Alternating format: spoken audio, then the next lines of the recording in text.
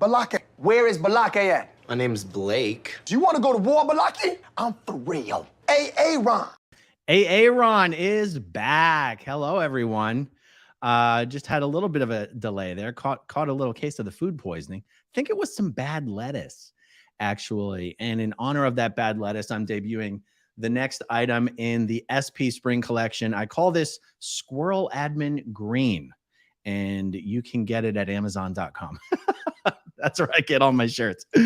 Okay, so Danny Masterson.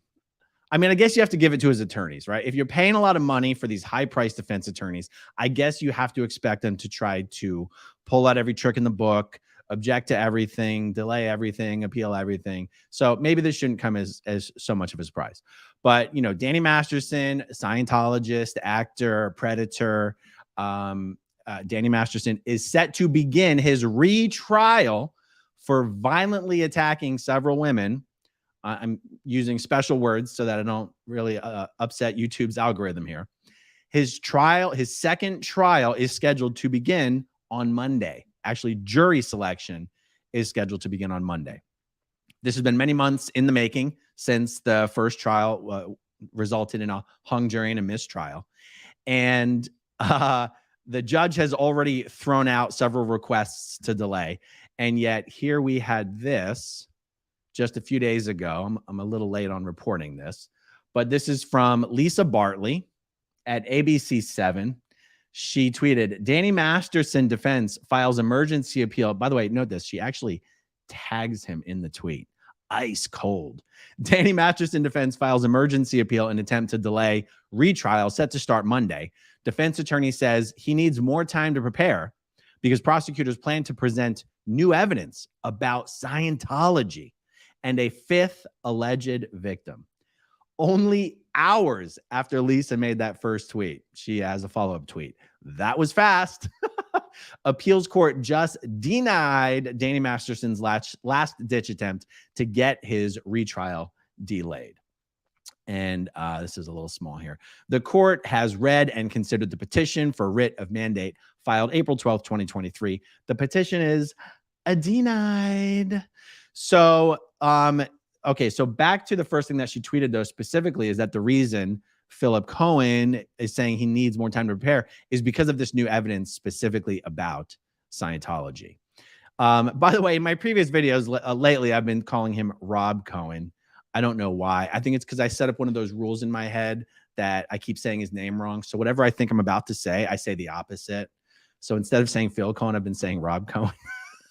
Anyhow, Phil Cohen has no idea, it seems, what he is going to do about Claire Headley's expert testimony on the subject of Scientology.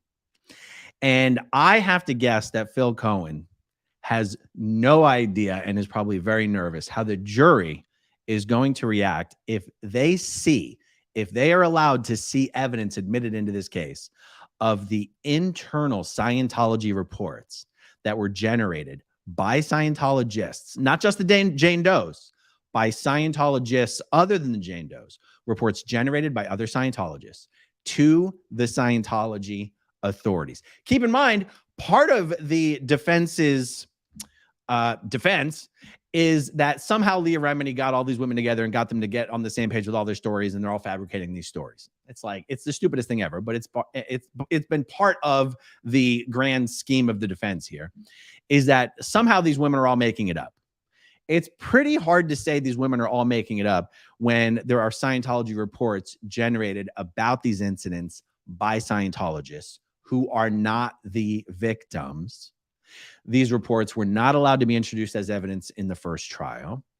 And one of the reasons the judge has given for allowing this new evidence and allowing this expert testimony is that in the first trial, the defense team had said they weren't going to challenge whether these incidents actually occurred. They were just going to challenge the issue of consent. And based on that, the judge argued that there was no reason to have testimony on the subject of Scientology. However, the defense team strayed from their game plan in the first trial and started to challenge whether these events had even occurred. Well, the evidence that these events occurred exists in the internal Scientology reports. So if the defense team is going to open the door to questioning that, then the prosecution, the judge has now ruled, is going to be allowed to introduce the Scientology-related events that corroborates the fact that these incidents did, in fact, occur. This is a huge misstep by the defense team, an absolutely massive misstep. What's not covered in these tweets and what hasn't been reported elsewhere is that Philip Cohen was asking for a 6-month delay. Now, perhaps that was already reported earlier. Like he's been asking for 6 months for a while, and it's already been shot down at least once. But in this most recent emergency appeal just a couple days ago, he was again still saying he needed 6 months to bone up on the subject of Scientology and become expert enough to either try to invalidate Claire Headley's expert testimony on cross-examination, or what I'm more interested to see is, will the defense team bring in a counter expert witness on the subject of Scientology? That would be very, very risky. And if time allows, I'm going to do a live stream with Mike Rinder later in the day, speculating about who could Masterson's team bring in as a counter expert on the subject of Scientology. Why might they do that? Why might they not do that? What would be the pros and the cons from the defense standpoint? Could we see Marty Rathbun take the stand in defense of Danny Masterson in this case? Now, technically speaking, if you're an expert witness, I don't know, I'm just ignorant about this. If you're an expert witness, are you actually testifying in anyone's defense, or are you just up there stating facts? Anyway, you guys know what I mean. Would he be up there stating facts to support Danny Masterson's defense, or to negate Claire Headley's testimony, which, I mean, she's being called as an expert witness by the prosecution. I don't think it's improper for someone to say she's testifying for the prosecution, but I would actually need to speak to some of my lawyer friends about that. That's actually an interesting legal point. By the way, guys, I will be traveling to Los Angeles to cover the trial live in person. Obviously, I won't be streaming it. There's no cameras allowed inside the courtroom. But the Los Angeles court has granted me a press pass as a member of the press. So I will be guaranteed a seat in the courtroom each day. And I'll stay as long as I can. I'm trying to be there at least for the testimony of the Jane Does and the testimony of Claire Headley. That's my goal. I don't know how long that will take. Could all that be done in 2 weeks? Could it be done a little sooner? I guess we will see. But I will be there, and it should be very interesting. I'm told the courtroom is quite small, cramped quarters. Masterson and his crew tend to fill up his side of the courtroom. And I am hoping to encourage as many former Scientologists who live in the LA area, former Sea Org members, as possible to come and show as much support for the Jane Does in this case as the Scientologists have been showing up to show Danny in this case. And if they want to show up to make the Jane Does uncomfortable, then maybe some people can show up on behalf of the Jane Does to make their crew uncomfortable. Not the defense uncomfortable. The defense's posse uncomfortable. The Jane Does really are the ones sticking their neck out there and putting their necks on the line and having to deal with all the bullshit here. So the more support can be given to them, the better. So I will be there. And if any of you in the greater LA area would like to come and join me in the courtroom, that would be absolutely fantastic. Okay, guys, I haven't been looking at the chats, so let me scan through real quick. In addition to my chat with Mike Rinder later today, I do have a couple other videos that I want to do, and I'm going to do them. Okay, Seeker 0628. How would someone be able to counter Claire? How does that even look like? So it's hard for me to say specifically. I can only sort of say in the abstract. So let's just take something like the Johnny Depp Amber Heard trial. You saw some expert witnesses called, let's let's take that out because I might not be as intimately familiar with the details. I don't want to get anything wrong, so I don't want to mess up the analogy. Let's just take any case where you're calling a mental health expert to explain why someone's testimony has holes in it because of the trauma or the repressed memories or the PTSD. Again, I'm not trying to be accurate at the detail level. I'm just trying to explain broad strokes here. And then you call in another expert witness to testify something that basically just contradicts the other expert. Doing this on the subject of Scientology can be difficult because the texts of Scientology only say what they say. To a certain extent, they're not really open to interpretation. I realize everything is open to interpretation, but to a Scientologist, it's not. So it would be really hard for an expert witness in Scientology to testify about one thing and another expert witness in Scientology testify about another thing. In reality, all it would be is a Scientologist willing to lie on the stand for Danny. That's what that would be.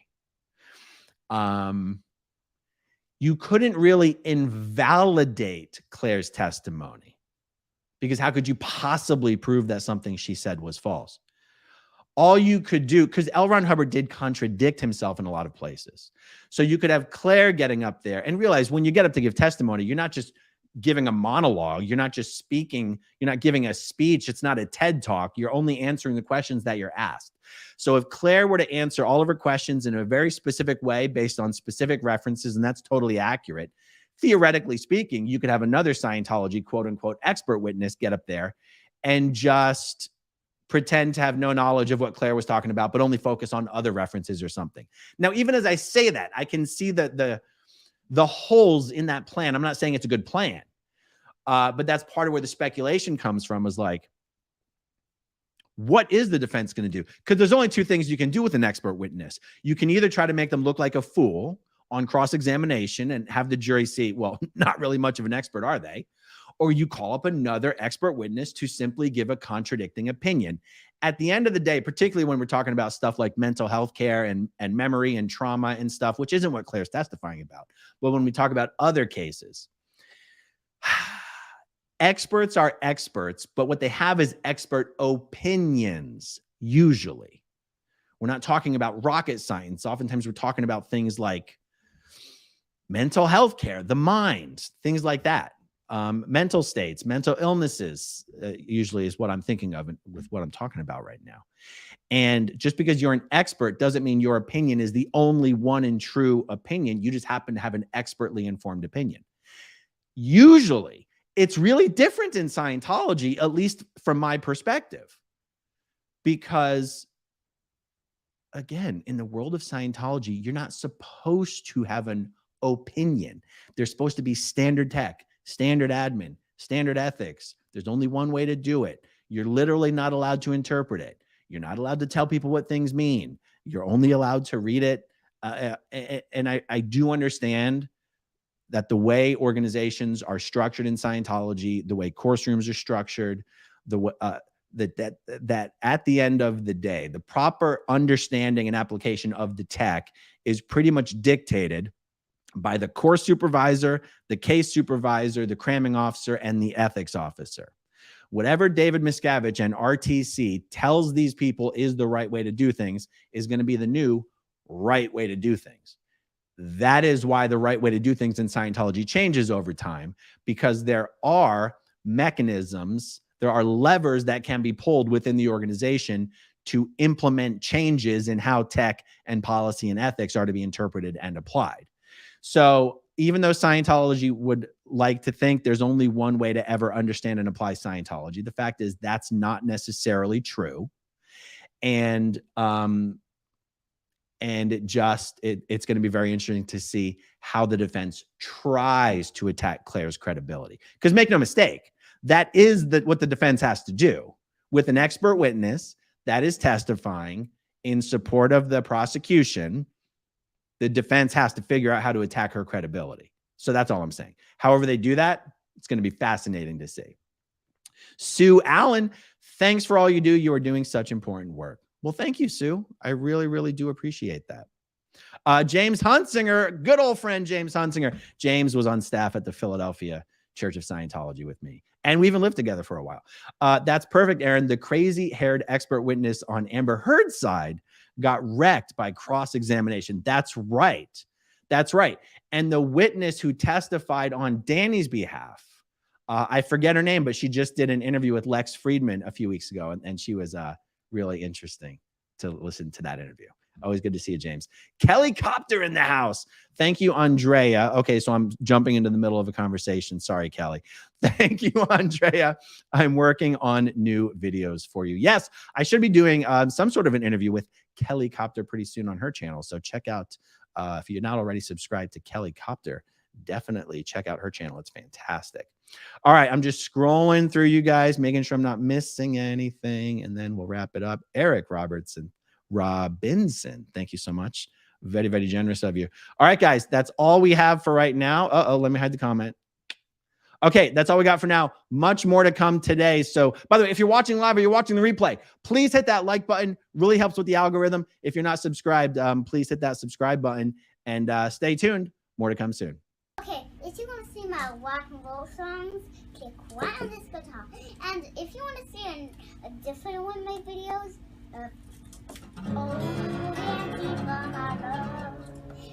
then you could click right inside here. If you have subscribed or not,